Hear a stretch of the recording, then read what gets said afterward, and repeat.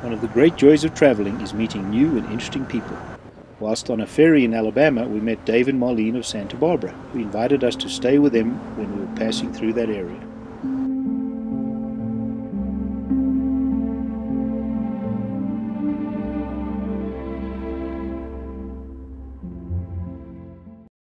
Well, we're the Berry family, and this is our home in Santa Barbara.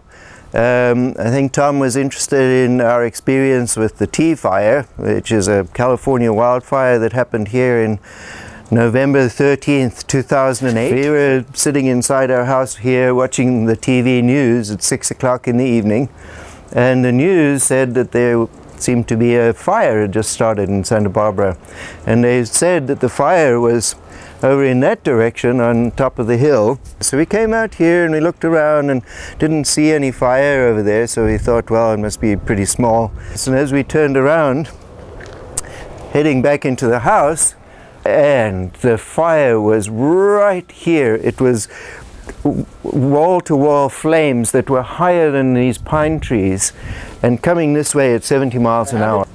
It was very obvious from that instant that very bad stuff was going to happen, and we didn't even hesitate to evacuate. We bolted straight into the house, grabbed as much stuff as we could, and we realized we had no time to do anything. We had to get out so quickly. We evacuated to friends of ours downtown, and we were watching the fire from their house pretty much all night, and we could see these towers of flames and clouds of smoke that were, you know, bigger than the city of Santa Barbara going on all night, and there'd be the occasional explosion and, you know, white towers of fire. It would last for 15 minutes or so, and we knew that was somebody's house most probably going up one after the other all the way around here.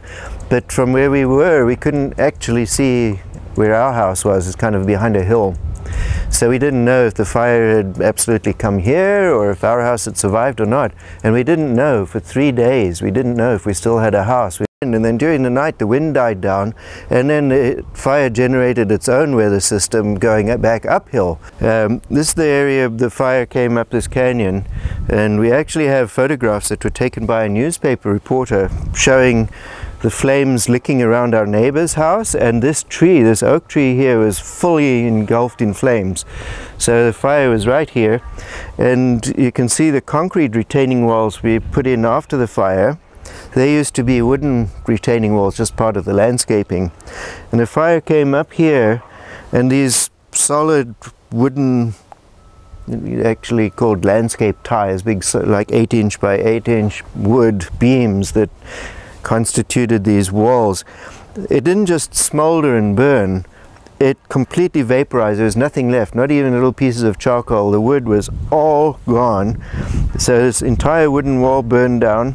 And well, that's only about 5 or 6 feet from your house. Yeah, and this step here burned. This log of wood bedded in the ground, this burned. So obviously it was extremely hot right here, and we know the fire was right here, which is like 2 feet horizontally from, you know, this roof overhang thing. It's amazing. So we know the fire must have been like raging up here, and obviously a lot of smoke and everything.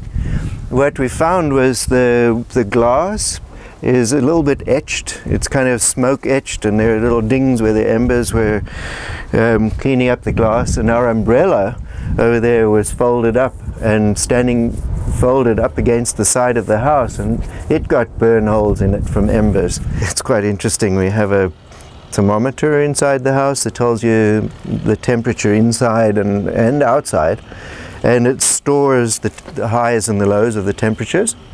So we know that at the height of the fire, the hottest it got inside the house was 84 degrees. And outside it must have been well over 1,000 degrees because it was melting aluminum. And it's amazing how we had no damage on the house, not even smoke stains. And yet the fire burned up to and including the doormats. It burned the doormats. No ways. And it burned all the vegetation.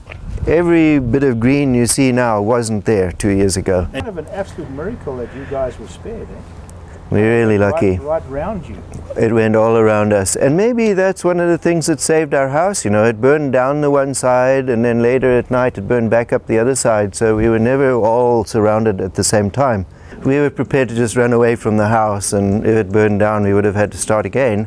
The obvious stress for the people that lost everything is pretty easy to understand what they're experiencing. You can't understand how it feels because it's so intense and you live it every minute of the day, you know, it's your way of life all of a sudden.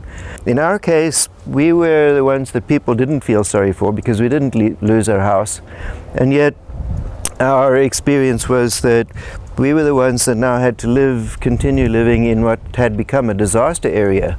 So all our neighbors' houses had burned down. We were living in amongst just debris. All the vegetation had burned, scorched right down to the ground. There were no trees or anything left, just ash and soot.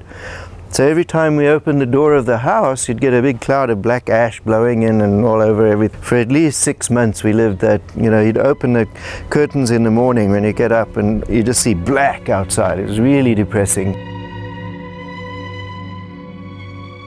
Although some residents of Santa Barbara lost everything in the fire, they are slowly rebuilding.